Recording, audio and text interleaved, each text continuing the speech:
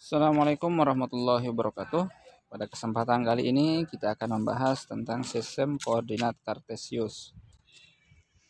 Jadi pada kesempatan kali ini kita akan membahas dua hal, yaitu bagaimana kita memahami sistem koordinat kartesius dan bagaimana kita melukis suatu titik pada koordinat kartesius. Baik, langsung saja. Yang pertama tentang garis bilangan, di mana garis bilangan seperti yang kita ketahui titik tengahnya adalah 0, yang mana 0 ini sebagai titik acuan.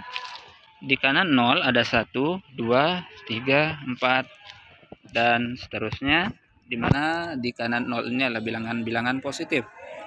Sedangkan di kiri 0 ada negatif 1, negatif 2, negatif 3, negatif 4 dan seterusnya, yang merupakan bilangan-bilangan negatif. Untuk bentuk garis bilangan tegak seperti ini, konsepnya sama, titik tengahnya adalah 0, di atas 0 ada 1, 2, 3, 4 dan seterusnya, di mana di atas 0 ini mempresentasikan bilangan-bilangan positif. Kemudian ada bilangan di bawah 0, yaitu negatif 1, negatif 2, negatif 3, negatif 4 dan seterusnya, yang merupakan representasi dari bilangan negatif. Jadi di bawah 0 itu ada bilangan negatif dan di atas 0 ada positif. Sedangkan bentuk garis bilangan mendatar, di kanan 0 itu adalah positif, di kiri 0 adalah negatif. Nah, jika kedua buah bentuk garis bilangan ini kita buat sehingga saling berpotongan tegak lurus di titik asal, yaitu 0, maka bentuknya akan seperti ini, di mana bentuk inilah yang disebut sebagai koordinat kartesius. Di mana garis mendatar atau disebut juga sebagai garis horizontal yang berwarna merah adalah sumbu X. Sedangkan garis tegak atau yang vertikal disebut sebagai sumbu Y. Nah, sebelum kita mempelajari tentang sistem koordinat ini, ada beberapa bahan yang perlu kalian siapkan agar dapat mempelajarinya dengan baik. Yang pertama, kalian butuh kertas berpeta dengan ukuran 1/4. Bentuknya kurang lebih seperti ini. Yang kedua, kalian butuh penggaris atau mistar. Pasti kamu tahu lah bentuk penggaris itu ya. Yang ketiga, pensil dan penghapusnya, atau jika kalian mau, kalian bisa pakai erasable pen. Bentuknya kurasa kamu tahu. Baik, kita mulai. Kita membuat sebuah koordinat kartesius pada lembar kerja kita, lembar kertas berpetak. Beberapa ketentuan yang perlu kalian pahami adalah, yang pertama, nama suatu titik harus ditulis dalam huruf kapital. Contoh A, B, C, P, Q. Bisa juga huruf-huruf yang lain asalkan dengan huruf kapital. Lalu koordinat atau posisi suatu titik ditulis sebagai A, X, Y, di mana X adalah jarak titik terhadap sumbu Y dan Y adalah jarak titik terhadap sumbu X. Oke, yang berikutnya letak kuadran. Letak kuadran ini adalah berkaitan dengan letak suatu titik. Ingat, sumbu X dan sumbu Y, keduanya membagi bidang ini menjadi 4 bagian. Jadi letak kuadran itu menyatakan letak suatu titik pada koordinat kartesius. Yang pertama namanya kuadran 1. Yang disebut kuadran 1 di sini kita tandai dengan arsiran warna ungu. Kuadran 1 memiliki koordinat X, Y. Suatu titik dikatakan berada pada kuadran 1 jika titik itu X dan Y-nya positif. Nah, lalu kuadran kedua yaitu daerah yang warna biru. Kuadran kedua ini memiliki koordinat negatif X, Y. Jadi titik itu berada pada kuadran kedua jika X-nya negatif dan Y-nya positif. Kemudian kuadran ketiga kita tandai dengan arsiran warna merah. Memiliki bentuk negatif X, negatif Y. Di mana titik dikatakan berada pada kuadran ketiga jika X dan Y bernilai negatif. Lalu yang terakhir kuadran keempat, yaitu yang kita arsir warna hijau. Suatu titik dikatakan berada pada kuadran keempat jika nilai X-nya positif dan Y-nya negatif. Lukislah titik-titik berikut pada koordinat kartesius, kemudian tentukan pada kuadran berapa masing-masing titik. A 2,4, D 4,1, T negatif 1,3, titik R 3,-2, dan titik S negatif 3,-3.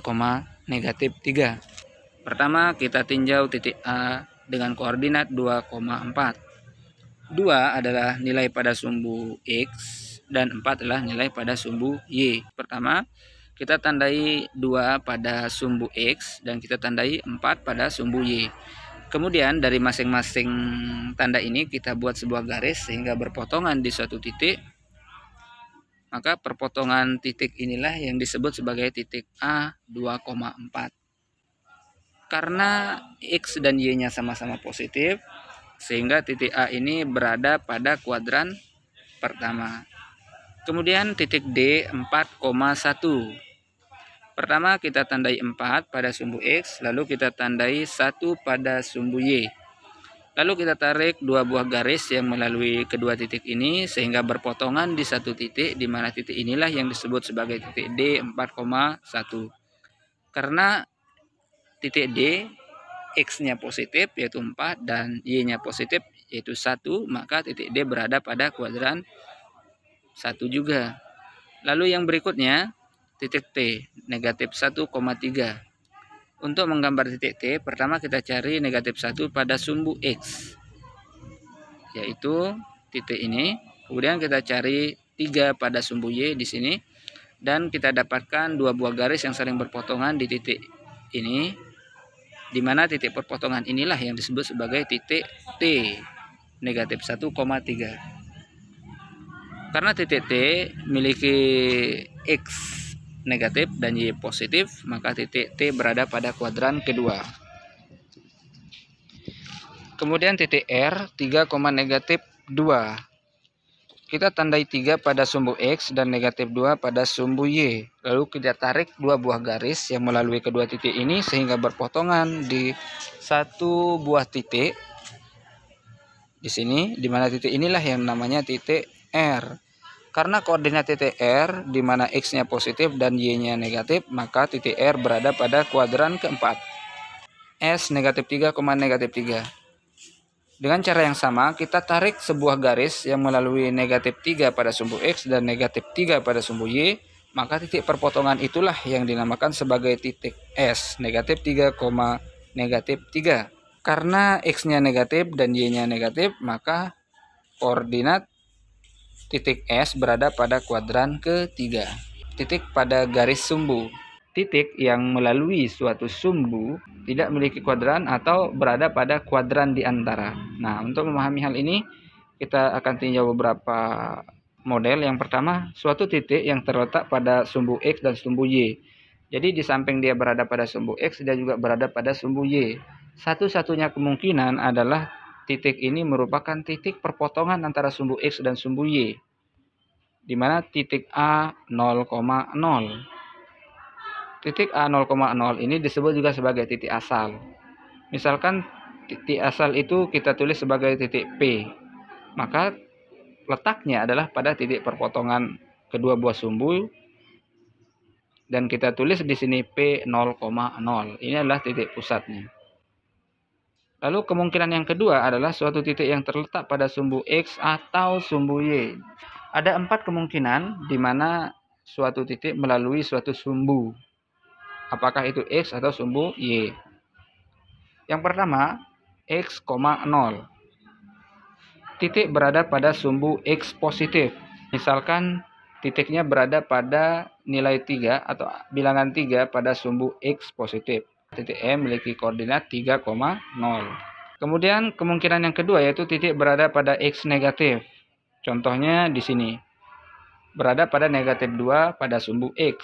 Maka titik ini memiliki koordinat negatif 2,0. Kemudian kemungkinan yang ketiga yaitu 0,Y, di mana Y-nya positif.